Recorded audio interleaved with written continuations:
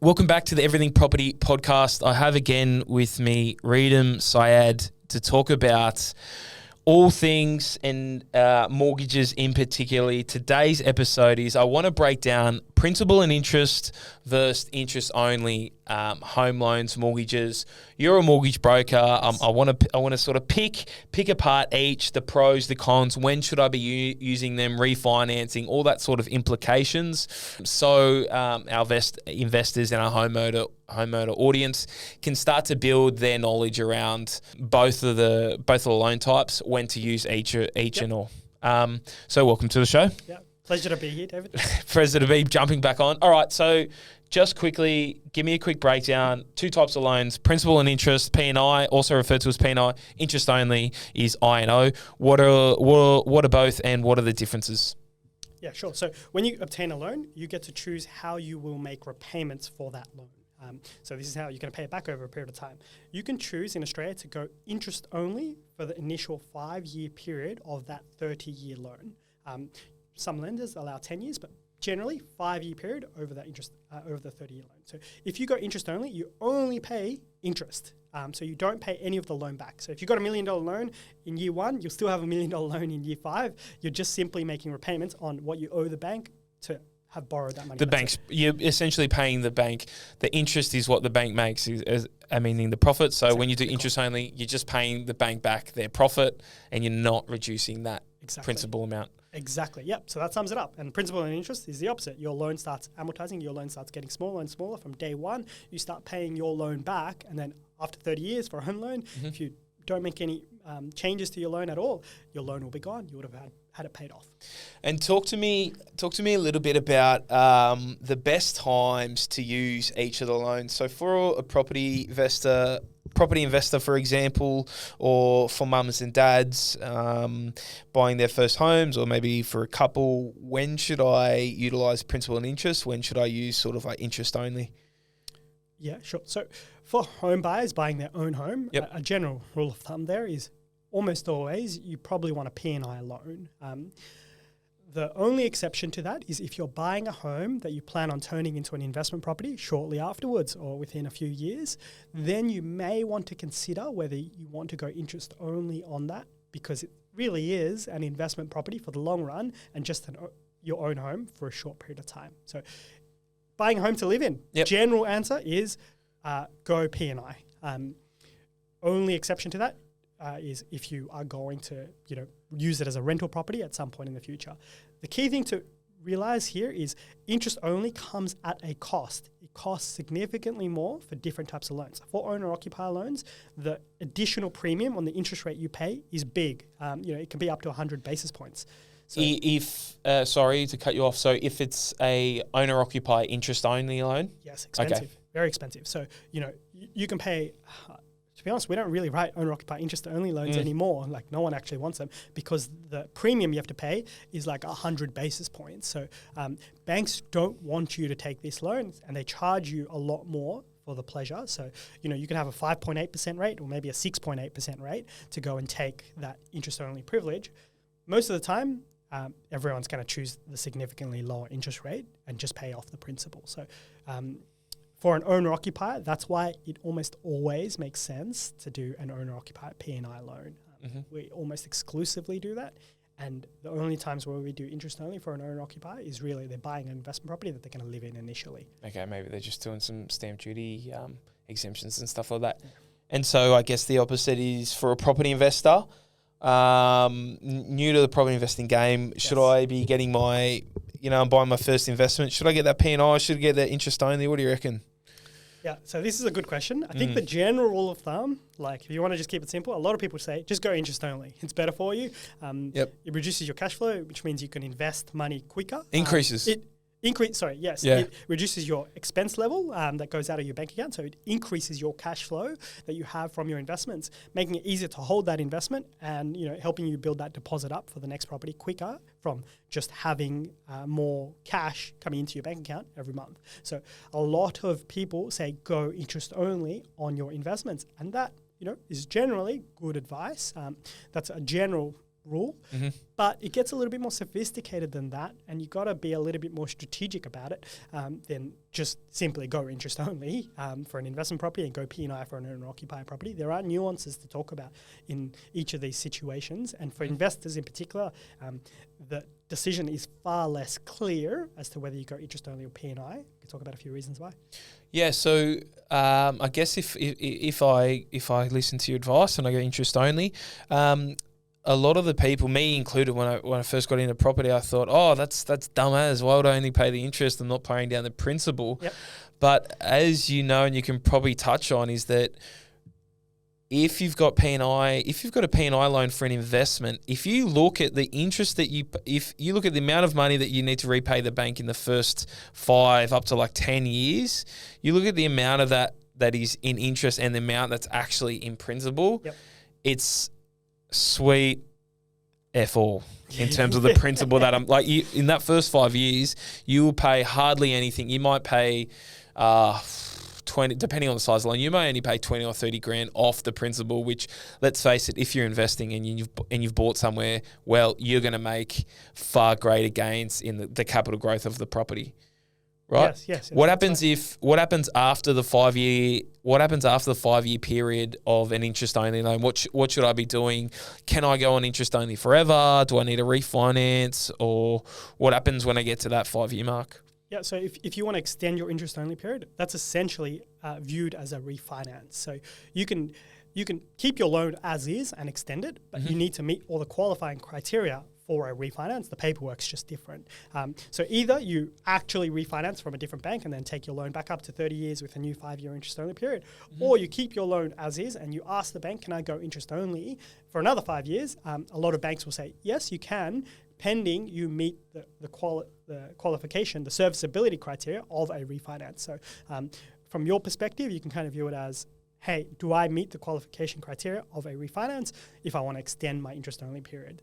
Or if you even want to swap your loan from principal and interest to interest-only, you actually need to meet all the hurdles that a bank has for a refinance application now. So they ask all the same questions. So if I can't meet that, then I'm stuck in P&I? Pretty much, yeah. There's hardship arrangements and, there's exceptions to these rules. Banks do have, a little bit of wiggle room here. But in general, if you are on a P&I loan and you want to go interest only, banks will do checks on you. Some banks do streamlined checks, some banks do full checks. So, it's hard to go from P&I to interest only. It's easy to go from interest only to P&I though. That's just sign a document or even give verbal authority. Wait, hang on. So it's easy to go from interest only to P&I? Yes, very easy. But it's hard to go from P&I to interest only? Yes, that's very hard to do. Why is that? Aren't you paying less then if you're going from... Yeah, your repayments are decreasing, right? Yeah, that's true. So interest-only loans are managed by banks, so they don't give them out as easily. There's a cap on how much they can have, and they have to hold more capital for it. So the reason why it's harder to do is banks have rules on giving out interest-only loans while they're incentivized to give out principal and interest loans. Interesting. Okay. And what happens for anyone out there that maybe I have 2 or 3 properties now, they're all interest only. In terms of borrowing capacity and serviceability, what happens if they're all on P&I or if they're all on interest only? Is it better to have them on interest only because I have smaller repayments on each of the loan? Or how does the bank start to assess that? Yeah, great question.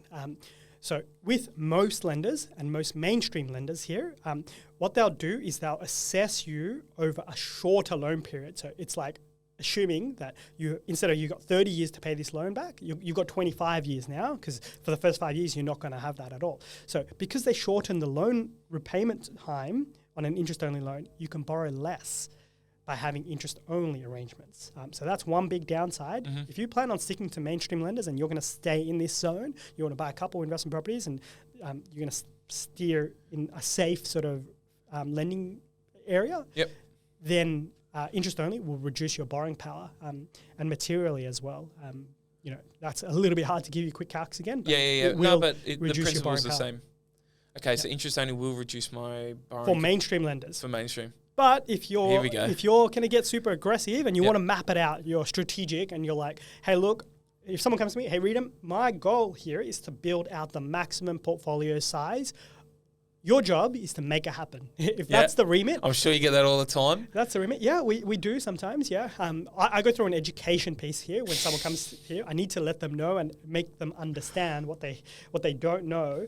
But if they do that, then what you're probably best doing is going interest only on all the mainstream lenders, capping out, get as much money as you can from them. The reason why is because you'll have more cash flow as a result. And these non-banks, the aggressive banks, what they do, and the reason why they offer more money is because they use the actual money that you repay every month into their calculator, not some buffered assessed one. Yep. And if you're paying less via an interest-only loan, it means you can borrow more with these mainstream lenders, with these non-banks. So total portfolio size will actually increase if you go interest-only with mainstream lenders and then go to non-banks afterwards. So okay, that's if you want to go to absolute hard and fast and the biggest ever. You just got to make sure. It's me. Yeah, that's you. Is that what you've done in your portfolio, or what's sort of been your split? To be honest, I have chosen to take lower cost loans, P&I loans. I felt comfortable absorbing that cash flow, so I'm quite comfortable going P&I. But it's just a healthy balance and mix between the two. But when I first started investing, that was definitely my starting point. Go interest only with my mainstreams and then get as much money as I can from these non-banks. I'm trying to build out the maximum portfolio size. The bigger your portfolio size, investing strategy, that compounds. That means you've got a bigger base compounding. So if that's your goal, then go interest only to begin with these lenders. And then you'll be able to borrow more overall because you'll get more from non-banks. Perfect. And I think I'll add as well that if you do hit that 5-year mark and you, for whatever reason, you are flicking it back on a principal and interest, you got to remember that in 5 years, that rent has probably grown sufficiently, $10, $20, $30, $40 a year. So by the time you get to year 5 mark, instead of getting $500 a week, you could definitely be getting $700, $800, $900 a week. So then you have more income. So there's definitely a chance. There's some calculations that you'd need to run in terms of if you keep it on interest only and refinance or principal and interest. Yeah. But to sum it up, principal and interest is almost always utilised by home buyers that are buying their PPR. Interest only is almost always utilised by investors. If you're trying to build the biggest portfolio as possible, utilise and lean on to the interest only loan, get as much money from the banks as you can, and then if you need to go into the different tiers of lending, then go for it. Yeah, that's a fairly good summary. I would caveat that investor part about always go interest only. That is a bit more nuanced because if you don't want to go to aggressive lenders, then you're going to borrow more by being P&I with all the mainstream lenders. So because they use the 30-year loan term instead of 25. So if you don't want to be too aggressive, then maybe P&I is better for you. So that's why it requires a little bit more nuanced thinking for an investor. So you need to ask yourself different questions. And you touched on a really good point there where you talked about rising rents. The reason why you talk about that is because investors who go down this aggressive path, and this is the education piece that we go through, is you best be prepared for not being able to refinance your loans after 5 years. So run all of your cash flows as if your loan will be P&I over 25 years in 5 years' time. Be stress tested for that, and then dial up interest rates if you have to as well. So stress test yourself at P&I rates, even if you choose to go interest only. For that 5th year onwards? For that 5th year onwards, okay. Yeah, because you're with aggressive lenders now, so who's going to lend you money at this point? But 5 years is such a long time. My life's changed so many times, in 3 years, 5 years, who knows what your situation's going to be. You can make, 20 different changes in that 5 year period. So it's hard to model out, but, just budget the fact that you may not be able to refinance if you start going down into this red territory. We have a traffic light system in our business. So there's a traffic light system. Are you in the green, mainstream lenders? Are you in the orange, these sort of second tier ones? And are you in the red? You're going way too far, but you've built a bigger portfolio. So we like to give people a little snapshot as to where they are at. Perfect. Traffic light system. I like that one. All right. And do you have, to finish us off, a golden nugget or one piece of information that you want to share with the audience that potentially they can take away from today that's going to be valuable for them? That's putting me on the spot there. The golden nugget, if you're a homeowner, P&I loan, investor, think about it strategically. Don't just go interest only. Ask yourself these questions, and if you do go interest only and you want to get aggressive, best prepare yourself to not meet refinancing criteria over time. That's what I kind of want to say. Like, I'm not an advocate of just going interest only for the sake of it. There's one thing that we actually haven't touched on as well. Interest only is far less exciting with interest rates at 6%. Interest only used to be awesome when interest rates were 2% because the total repayment, interest used to make up 40% of it. So you'd make a bulky principal repayment, so you can reduce your repayment a lot. You can, as a number, if you had $1 million loan with 2% interest rates, you can reduce your repayment by over 50% by going interest only. While today at 6% or 7%, you only reduce your repayment by about 20%. So you don't reduce your repayment nearly as much by going interest only in high interest rate settings. So it's far less valuable than it once was. Very interesting point to touch and end on. I think we can end on that point. I'm really confident now, and I have I have a better understanding than starting this podcast. I hope everyone that's listening too. But Redom from Confidence Finance, appreciate you coming on. If anyone wants to get in touch, I will drop your details and your contact details in the show notes. So make sure you head over.